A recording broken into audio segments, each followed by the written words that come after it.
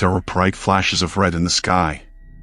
It's as if someone was waving around a flare light from space, faint but noticeable.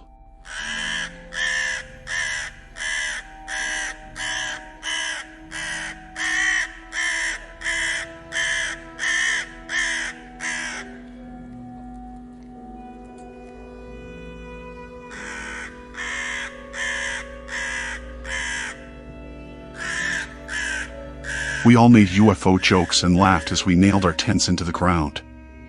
I knew for sure that there were 5 of us.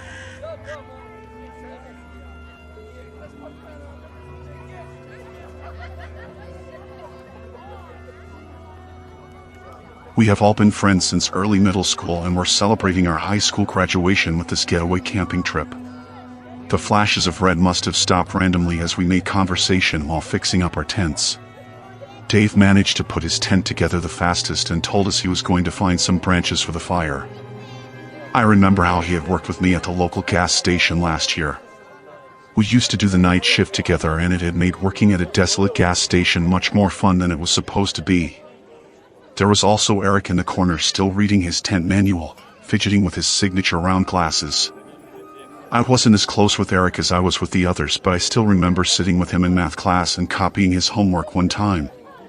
Ava was also there talking with Sally, my cousin. Both had decided to team up and work on one tent at a time. I also have clear memories of them hanging around at school in our usual places.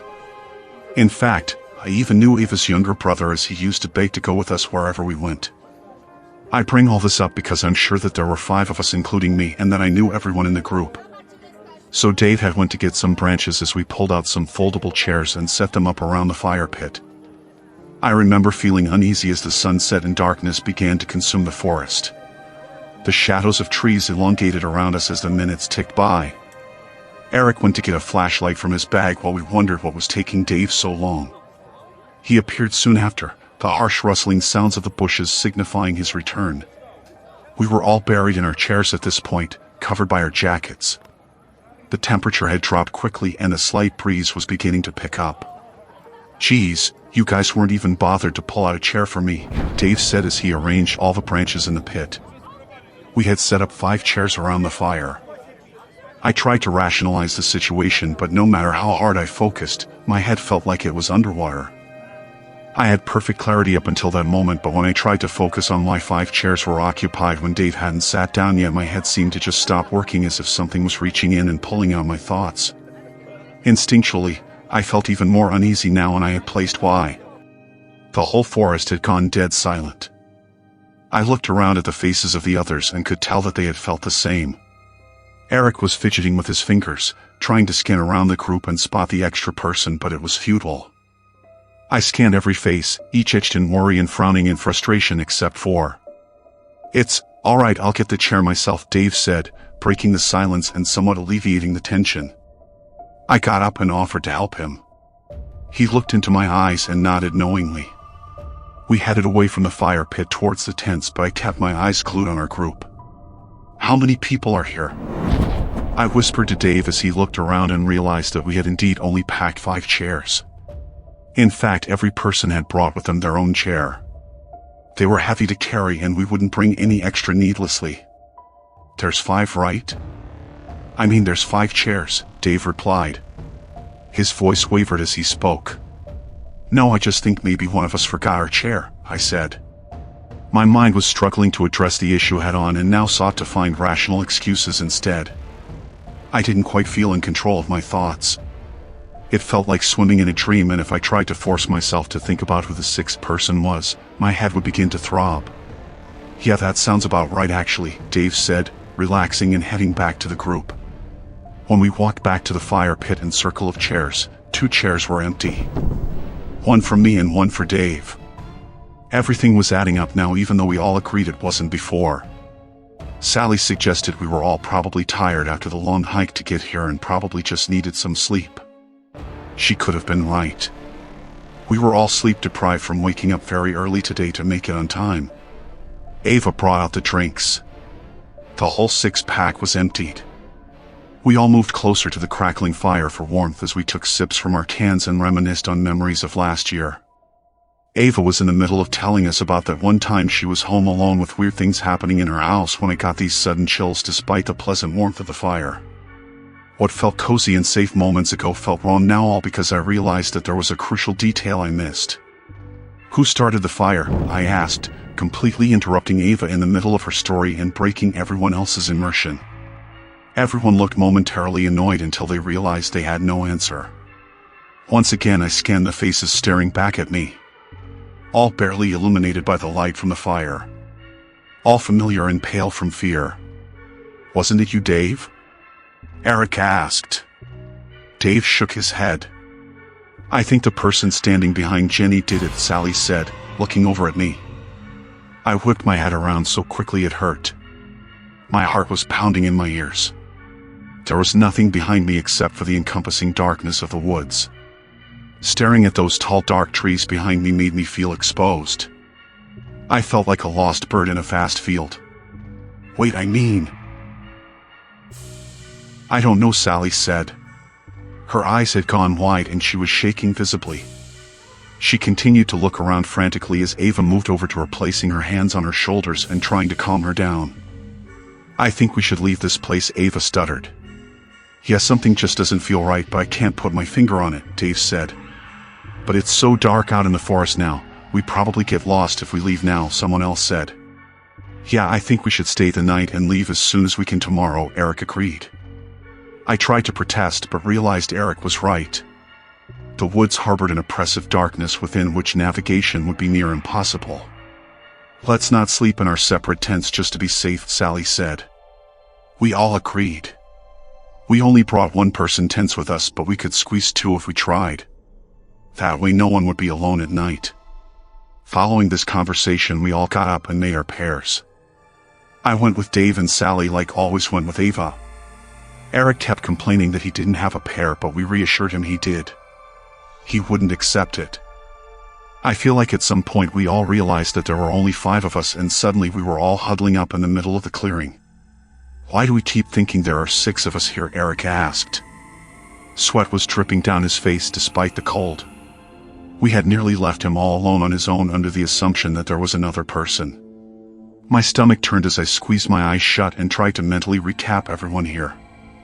My head throbbed, but I kept pushing it. "There's me, Dave, Eric, Ava, Sally, and..." I was pointing at each of them as I said the name. I retched and emptied the contents of my stomach on the ground when I got past Sally. The left side of my head felt like there was a knife stuck in it.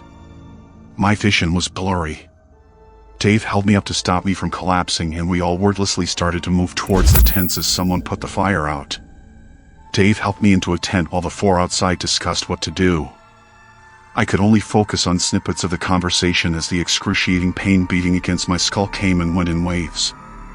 Sally had the brilliant idea of arranging 3 tents together so their openings faced together at right angles in a sort of U shape, so we could sleep as close as possible and also limit the entrance to our tents.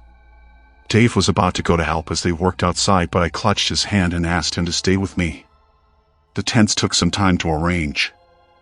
I started to feel a bit better once everyone got settled into their tents. A quick head count confirmed there were 5 of us. Eric would have to sleep in his tent alone, but he was more comfortable with it since all the tents were very close now. Looking back now, I think he was just trying to put a brave face on for us. I regret that moment deeply, letting him sleep in his tent alone. He was always less integrated in our group and knew that none of us would pair with him. Just before going to bed, we all agreed to leave as soon as the sun rose in the morning. I remember taking one last look outside the tent into the forest before trying to fall asleep. The wind had picked up and the tree branches were swaying gently. Beyond our clearing was just pure darkness. It felt like the trees were closing in on me. With the faint moonlight illuminating our clearing, I turned my head to look over at the 2 tents we had left out and saw someone standing next to them. Despite the circumstances, sleep came quickly and easily. Ava's shrill scream woke me up in the middle of the night. Dave and I ripped our tent door open to find Sally and Ava looking into Eric's tent. We pushed them aside. Eric's sleeping bag was rolled up. He was still inside it. His head in the center, face contorted in utter agony. The rest of his body rolled around it with the blue fabric now dripping with dark blood. Dave zipped up the door of the tent. Ava was in shock. Her eyes had become glassy and unfocused. Sally was shaking her repeatedly, tears streaming down her face. Dave picked up his torch and yelled at us to get up and run. We left the campsite behind and entered the trail we had come from. The 5 of us huddled together, Dave leading in the front as he cast his weak flashlight over the path so we could see it. All we had to help us get through this 2-hour trail was a small white circle of light. Even the moon failed to illuminate our surroundings through the dense foliage. Ava tripped and fell, twisting her ankle. We came to a stop. Someone said they knew how to splint it so we could keep going. They dragged her into the woods instead. It happened too quickly for any of us to process. Sally was about to run after Ava when Dave held her back. She struggled and managed to free herself, running into the trees to follow the echoes of Ava's screams. I was about to run after her, but Dave held me by the shoulders and shook me hard. "We need to get out of here, Jenny, please," he said. I hesitated but jolted into motion again when Sally's voice was cut off abruptly. She had been calling out Ava's name as she ran after her. Dave and I continued to run down the trail, trying to get to our car so we could get out of here. There was nothing we could do. At some point there were 3 of us running on the trail, Dave and I shoulder to shoulder, while someone followed us closely behind. "Dave, who's behind us?" I gasped. My heart was threatening to burst through my ribcage and my legs burned. He turned to look at me. Confusion transformed into fear on his face and then into rage. "You keep running," he told me as he produced a pocket knife from his pants. He handed me the car keys, which I nearly dropped. Then he turned around suddenly and jumped at whoever was behind us. I continued to run in fear as the sounds of a struggle grew behind me. I tripped and tumbled through the trail for what felt like hours. I didn't allow myself to stop. I almost cried when the trail ended and I walked out into the familiar car park. Not wasting a second, I ran to the car and started it up, accelerating out of that forest and onto the highway within mere seconds. I'm typing this post out at a rest stop. My phone has finally regained service and I've called 911 to try and explain the situation. I don't think they believe my version of events, but they sent a car my way regardless. As I wait, the sun is finally starting to rise. After I hit the post button on this, I'm going to check why the person in my back seat has been so silent the whole time.